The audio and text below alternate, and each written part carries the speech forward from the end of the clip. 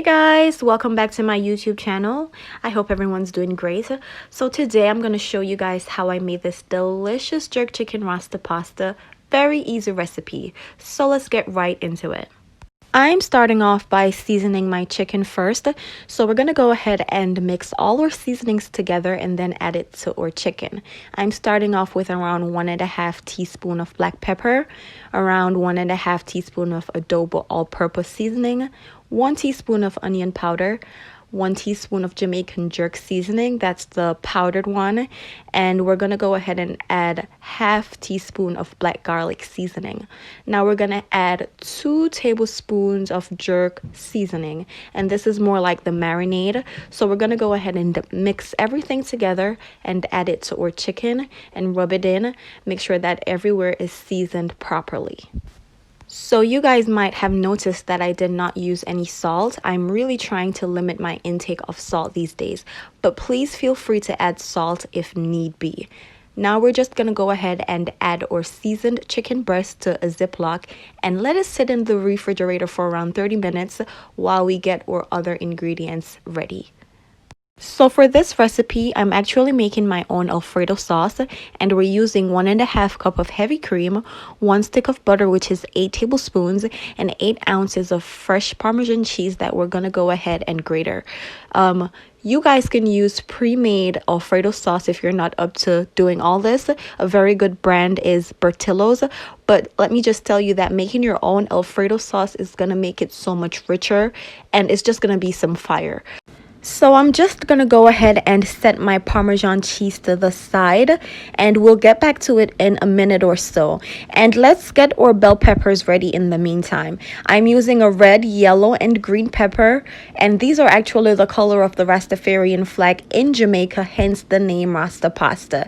And if you don't know, Rastafarianism is actually a very powerful social movement that started back in the 1930s in Jamaica. But we won't get into that right now. That's a whole history by itself. So yeah, go ahead and cut up your peppers.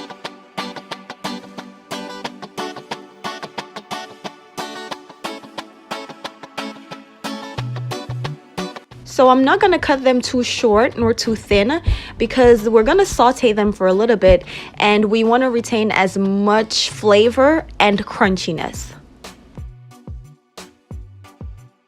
So I forgot to mention that we're also going to add 3 cloves of garlic to our Alfredo sauce. So let's go ahead and mince those. And then we're going to get our pot ready for the sauce.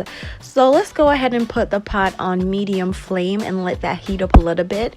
And we're going to go ahead and preheat our oven to 400 degrees Fahrenheit or around 205 degrees Celsius. And we're going to bake our chicken for 10 to 15 minutes, turning it halfway through, and then broil it for 10 minutes. So you could fry your chicken if you prefer, or put it in your air fryer. I'm baking it because I'm trying to keep it as authentic as possible. So now we're gonna add the butter to the hot pot, and we're gonna move it around a little and allow it to melt. And then we're gonna lower our flame and add our minced garlic.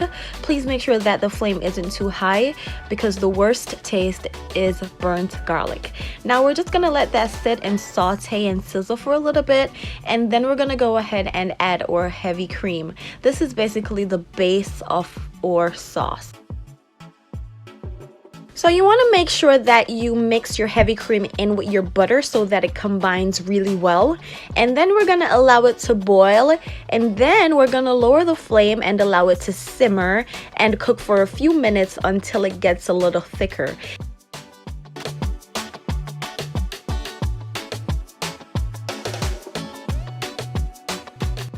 So now we're gonna go ahead and season this a little bit. We're just gonna add a little pepper and a little adobo all-purpose to it, just to add some flavor to the sauce.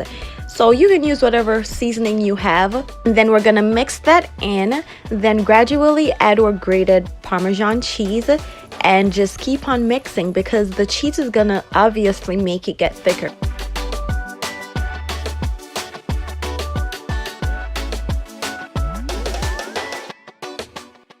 So you want to ensure that your flame is on low and that you're mixing as you're adding your cheese, because you don't want this sauce to get too thick. And if it does get too thick, you can always add a little bit more heavy cream. So I'm gonna leave a little bit of my Parmesan cheese just to garnish my pasta and just to add it to it to give it that extra cheesy taste. I like my pasta very cheesy. So my chicken is finished baking and I put it on low and I'm gonna allow it to broil for around 5 to 7 minutes. So let's get our pasta ready. In the meantime, I'm adding some salt to my water and I'm gonna add my pasta with a little bit of grapeseed oil. You can use whatever oil you have, and this is just to prevent the pasta from sticking together. So now we're gonna go ahead and cook it to the perfect al dente state, which is around 8 minutes. Hey guys, our chicken is all finished and looking nice and juicy, as you can see. So I'm gonna take a piece and just cut it up, and this piece I'm gonna add it to my bell peppers when I'm sauteing it, and the remaining I'll add on top of my pasta. So let's go ahead and dice this chicken up.